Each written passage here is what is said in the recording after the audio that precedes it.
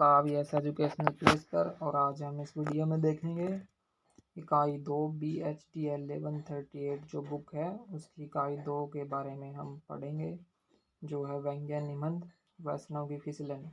हरिशंकर प्रसाई द्वारा लिखी गई निबंध है। ये नाम है वैष्णव की फिसलन। आज हम वैष्णव की फिसलन के बारे में पढ़ेंगे। तो इसमें जो टॉपिक्स रहेंगे वो यही हैं: स्तंभसित व्याख्या, निबंध का कथ्य या उसकी अंतर्वस्तु, लेखक के व्यक्तित्व की अभिव्यक्ति, रचना शिल्प, शैली, भाषा और निबंध का शीर्षक। ये कुछ टॉपिक्स रहेंगे जो हम इस वीडियो में कवर करने वाले हैं। तो चलिए ज़्यादा देर ना करते हुए वीडियो को शुरू करते हैं। सबसे पहले हम यहाँ पर देखेंगे स्तंभ सहित व्याख्या।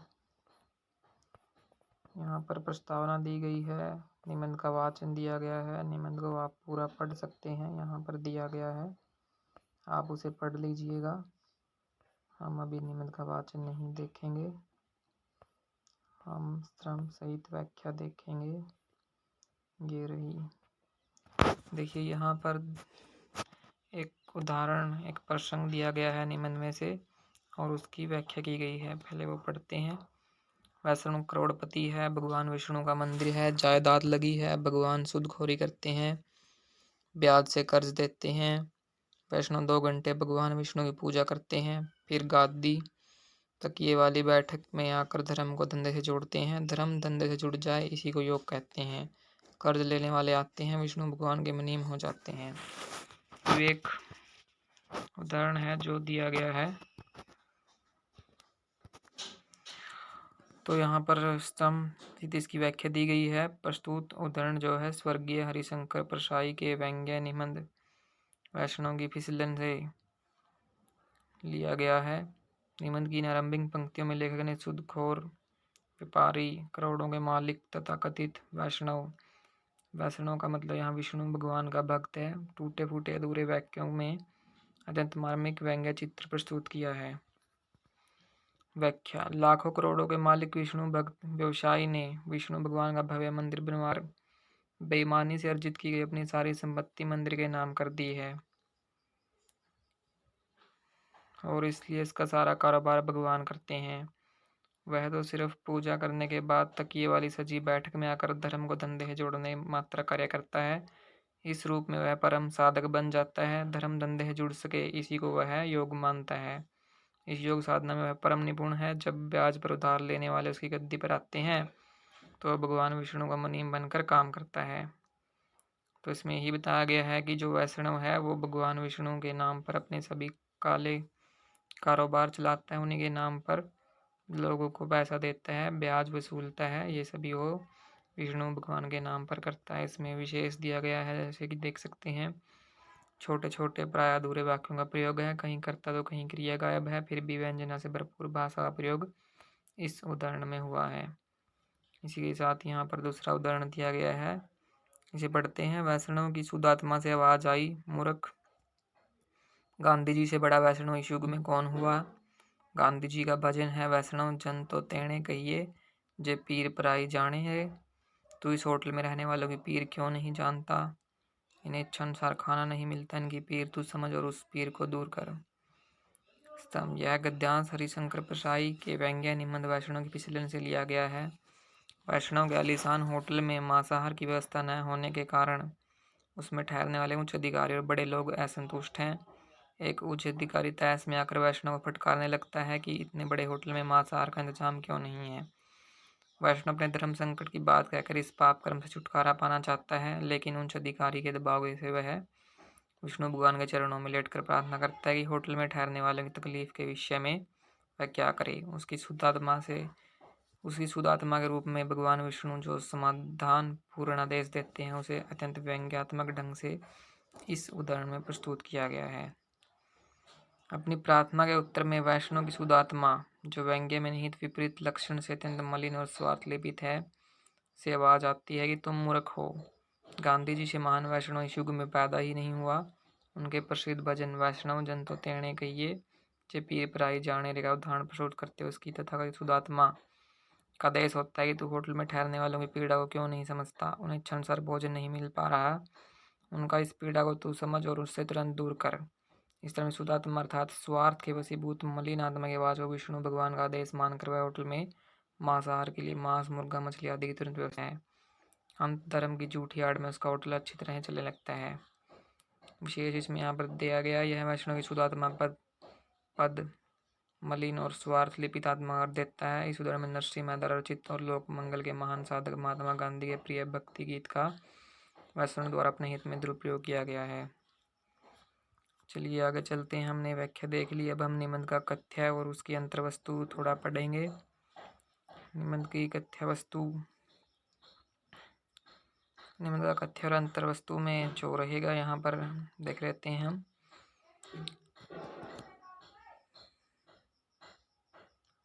हम यहाँ पर इसमें देख लेते हैं। रचना में प्रयुक्त व्यंग्य योजना अंत अधिकांश जो कहा गया है उसका अर्थ विपरीत लक्षण से उल्टा हो जाता है। अर्थात इस निबंध में अभिधार्थ की विचलन में इस तथ्य को आदि से अंत तक देखा जा सकता है। अपने कथ्य को प्रसाई जी ने इसी रूप में प्रस्तुत किया है। व्यवसायियों द्वारा धर्म को अपने धंधे से जोड़ने की प्रवृत्ति का पर्दाफाश करना इस निबंध का मुख्य उद्देश्य है। इस निबंध का जो मुख्य उद्देश्य है वो व्यवसायियों ने जो धर्म को अपने धंधे से जोड़ा है उसका पर्दाफाश करना है। करोड़पति वैष्णव ने जिस प्रकार स्वनिर्मित विष्णु मंदिर के नाम अपनी सारी जायदाद लगा दी है, उसी प्रकार अपने कुकृत्यों को भी उन्हीं के नाम कर वह अपने को पाप मुक्त मान लेता है। लेकिन इस निबंध में वैष्णव एक व्यक्ति मात्र न होकर समूचे व्यवसायिक और औद्योगिक वर्ग का प्रतिनिधि बनकर आया है। वर्तमान में यह ऐसा वर्ग है जिसकी तिजोरी में धन ही नहीं वरना धर्म, राजनीति, अर्थनीति और प्रतिष्ठा भी बंद हो जाती है। यहाँ तक कि संस्कृति एवं संस्कृति कर्मियों, कला एवं कलाकारों को भी अपनी तिजोरी के चक्कर में फंसाए रखने का प्रयास करता है। तो यहाँ पर अंतर्वस्तु दी गई थी। अब हम यहाँ पर इसका चरित्र विधान थोड़ा देख लेते हैं। प्रस्तुत निबंध का चरित्र विधान भी इसके अंतर्वस्तु समझने में आपकी पर्याप्त सहायता कर सकता है।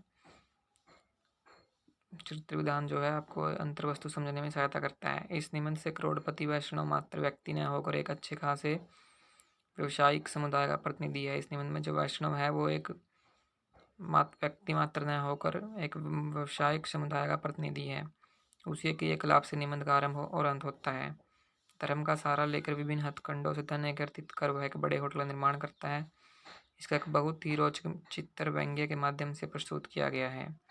इस प्रक्रिया में तथाकथित धर्म और उसके प्रमुख आधार विष्णु भगवान का भी सांकेतिक ढंग से मखौल उड़ाया गया है। वैष्णव कर्ज देते हैं, ब्याज लेते हैं और 2 नंबर का धंधा करते हैं, क्योंकि वैष्णव धूर्त व्यवसायियों का प्रतिनिधित्व उनका मुनि मात्र है। इस तरह की मान्यता व्यवसायियों की क्रूरता को उजागर करती है। देख लेते हैं हम लेखक के व्यक्तित्व की अभिव्यक्ति भी जरूरी है। यहाँ पर लेखक का जो व्यक्तित्व है उसकी अभिव्यक्ति इस निबंध में किस प्रकार हुई है वो देख लेते हैं। निबंध रचना में विशेषकर व्यंग्यात्मक निबंधों में साहित्य की अन्य विधाओं की अपेक्षा लेखक के व्यक्तित्व की अभिव्यक्ति का सर्वाधिक अवकाश रहता है। विशेषकर व्यंग्यात्मक निबंधों में जो लेखक की अभिव्यक्ति होती है उसका विकास ज़्यादा रहता है। हरिशंकर प्रसाई के समय यह बात और अधिक मुखर होकर सामने आती है। उनकी अधिकांश व्यंग्यात्मक रचनाएं एक साहित्यिक विधा की पूर्व निर्धारित सीमाओं में बंधी नहीं रहती। कभी वे निबंध से कहानी की सीमा में पहुंच जाती है तो कभी राजनीतिक, सामाजिक, सांस्कृतिक, धार्मिक और प्रशासनिक टिप्पणी का आभास देने लगती हैं। फलस्वरूप किसी भी चुने हुए विषय पर वे विषय का परिचय, विषय की व्याख्या या उसका तथ्यात्मक लेखा जोखा न देकर व्यंग्य के सहारे अपनी आलोचनात्मक दृष्टि का ही अधिक परिचय देते हैं।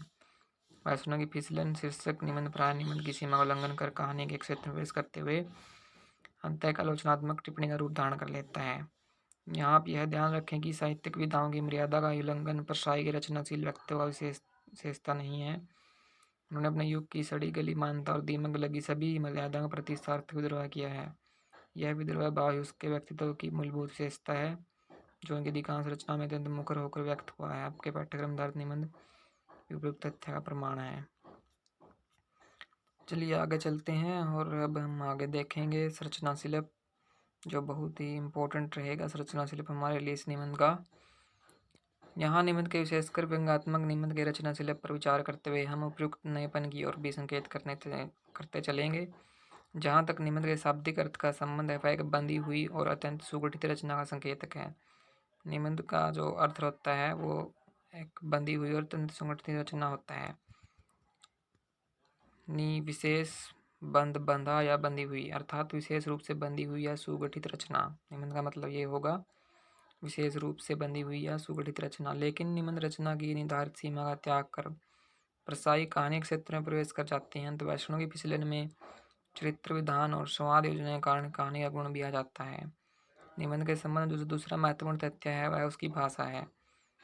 निबंध को गद्य की चोटी माना गया है। निबंधकार विषय के विवेचन विश्लेषण में पूर्ण स्वतंत्रता की छूट ले सकता है, फिर भी भाषा प्रयोग के संबंध में अधिक स्वतंत्रता का उपयोग वह नहीं कर सकता। लेकिन इस निबंध के आरंभ में ही आप देखेंगे कि खंडित और अधूरे वाक्यों, कर्ता क्रिया संबंधी नियमों के विलाप द्वारा भाषा संबंधी सीमा को भी परसाई जी ने तोड़ा है। शैली देख हरिशंकर परसाई जी शैली पर विचार करने के लिए आपको भाव प्रधान और विचार प्रधान तथा व्यक्तिनिष्ठ और विषयनिष्ठ जैसी निबंध की कोटियों या श्रेणियों को छोड़ना पड़ेगा। इसके साथ ही निबंध के लिए प्रचलित भावात्मक, वर्णात्मक और विवेचनात्मक शैली जैसी शैलीगत सीमाओं के बंधन से भी मुक्ति प्राप्त करनी होगी। परसाई के निबंधों को अगर किसी शैली के अंतर्गत समाविष्ट करना है तो उसे व्यंग्यात्मक शैली माना जा सकता है। वर्ण विवरण, भावावेश और व्याख्या तीनों से अपने को बचाते हैं। उदाहरण के लिए निबंध की आरंभिक पंक्तियां देखें। वैष्णव करोड़पति है, भगवान विष्णु का मंदिर है, जायदाद लगी है, भगवान सूदखोरी करते हैं, ब्याज से कर्ज देते हैं, टूटे फूटे अधूरे वाक्य, कहीं कर्ता गायब है तो कहीं क्रिया निर्धारित है। आ गई इसी खंड की इकाई 4 में जीने कला शीर्षक माधवी वर्मा के निबंध में आपको ऐसा अधूरापन नहीं मिलेगा, लेकिन परसाई जी की शैली का अधूरापन ही उनकी व्यंग्यात्मक शैली की प्रमुख शक्ति बन जाता है। परसाई की व्यंग्यात्मक शैली की अपनी निजी विशेषता है जो कबीर से अधिक मिलती है। वे कबीर की भांति अपने व्यंग्य वाक्यों का प्रयोग विनोद के लिए नहीं वरना शत्रु को तिल मिला देने के लिए करते हैं। शत्रु भाव से किए जाने वाले व्यंग्यों में वे प्रायः निर्ममता का परिचय देते हैं, लेकिन ऐसी सदी हुई शैली में कि व्यंग्य का पात्र तिल मिलाकर भी चूं या हा न कर सके आपके गहन अध्ययन के लिए निर्धारित इस निबंध में परसाई का सारा आक्रोश तथाकथित विष्णु भक्त व्यवसायियों पर ही है, लेकिन यह आक्रोश विष्णु को आधार बनाने के कारण परोक्ष हो गया है। चलिए आगे चलते हैं। ये हमने यहाँ पर भाषा आ गई है, भाषा देख लेते हैं इसकी। संरचना शिल्प पर विचार करते हुए हमने आरंभ में ही निबंध की परंपरागत भाषा से परसाई की भाषा के अंतर की ओर आपका ध्यान आकर्षित किया है। वस्तुतः विचार और चिंतन की अभिव्यक्ति के दबाव के कारण ही गद्य भाषा का उद्भव और विकास हुआ तथा साहित्यिक विधा के रूप में सबसे पहले निबंध अस्तित्व में आया। निबंधों के माध्यम से ही अपनी विचारधारा और अपने चिंतन को कुशलतापूर्वक व्यक्त किया जा सकता है। गद्य और निबंध का गहरा संबंध आरंभ से ही रहा है। निबंध के लिए व्याकरण सम्मत और सुव्यवस्थित गद्य की आवश्यकता पहले से ही महसूस की जा रही थी, इसलिए आचार्य रामचंद्र शुक्ल ने निबंध को गद्य की कसौटी के रूप में स्वीकार किया था। लेकिन परसाई जी ने निबंध की भाषा की दृष्टि से भी अपनी अलग पहचान बनाई। उनके व्यंग्यकार व्यक्तित्व का खड़पन उनकी भाषा में भी मिलता है। साथ ही भाषा की लक्षण और व्यंजना शक्तियों की परख भी उन्हें भाषा का पारखी सिद्ध करती है। भाषा के तत्सम तद्भव और देशज स्वरूप के चक्कर में अधिक नहीं पड़े। व्याकरण सम्मत परिनिष्ठित भाषा का आग्रह भी उनकी रचनाओं में नहीं मिलता। बोलचाल के व्यवहारिक रूप को ही उन्होंने अपना आदर्श बनाया। हिंदी के तत्सम तद्भव शब्दों के साथ ही उन्हें उर्दू अंग्रेजी के शब्दों का प्रसंग अनुकूल प्रयोग किया है। निबंध का शीर्षक भी यहाँ पर दिया गया है, ये देख लेते हैं। किसी रचना का शीर्षक किसी प्रमुख घटना, चरित्र अथवा विशेष स्थिति से जुड़ा होना चाहिए, लेकिन निबंध का शीर्षक प्राय उसकी विषय वस्तु से जुड़ा होता है। वैष्णव की फिसलन जहाँ एक और निबंध की अंतर्वस्तु को संकेतित करता है, वहीं दूसरी ओर उसके प्रतिपाद्य को वंचित करता है। इसमें प्रयुक्त फिसलन शब्द लगातार वैष्णव भक्त के फिसलते रहने, एक एक सीढ़ी नीचे गिरते रह जाने या निरंतर पतित होते जाने का भाव लिए हुए है। वह सूदखोरी के कपटपूर्ण व्यवसाय से कालाबाजारी की ओर अग्रसर होता है। कुल खलाधन इकट्ठा हो जाने से चिंतित होकर वह उसे सफेद या एक नंबर का डालने के लिए होटल व्यवसाय कर लेता है। इस व्यवसाय में होटल में ठहरने वालों के कमरे का किराया, खान पान पर होने वाले खर्च का बाकायदा हिसाब किताब रखना पड़ता है, तो वह काला धन या नंबर 2 के धन के लिए विकास करना चाहता है। आप इसे देख लीजिएगा, पूरा पढ़ लीजिएगा। और लास्ट जो हमारा यहाँ पर बचता है वो प्रतिपाद्य है। हम प्रतिपाद्य ही पढ़ लेते हैं। निबंध की अंतर्वस्तु और उसके शीर्षक की सार्थकता के परिचय के माध्यम से आपने निबंध के प्रतिपाद्य के संबंध में अब तक पर्याप्त संकेत प्राप्त कर लिए हैं। प्रतिपाद्य से अभिप्राय यह है कि परसाई जी ने इसमें क्या प्रतिपादित करना है, बताना चाहा है और क्यों बताना चाहा है। अंत प्रतिपाद्य के अंतर्गत एक आग्रह या अनुरोध भी आ जाता है जो लेखक द्वारा पाठकों के लिए प्रेरक के रूप में प्रस्तुत किया जाता है। प्रस्तुत निबंध हरिशंकर परसाई का लक्ष्य है केवल सूदखोरी, कालाबाजारी और होटल व्यवसाय में बढ़ रहे भ्रष्टाचार से परिचित कराना मात्र नहीं, वे लोभ लाभ पर आधारित संपूर्ण व्यावसायिकता की विकृतियों और उसके समाज से विरोधी रूप को व्यंग्य के माध्यम से उद्घाटित करते हुए पाठक को जागरूक बनाकर सावधानी भेजना चाहते हैं। तो ये प्रतिपाद्य है इसका, आप इसे पूरा पढ़ लीजिएगा। और इसी के साथ ये हमारी जो इकाई है, इकाई 2 वैष्णव विचलन हमारी समाप्त हो चुकी है।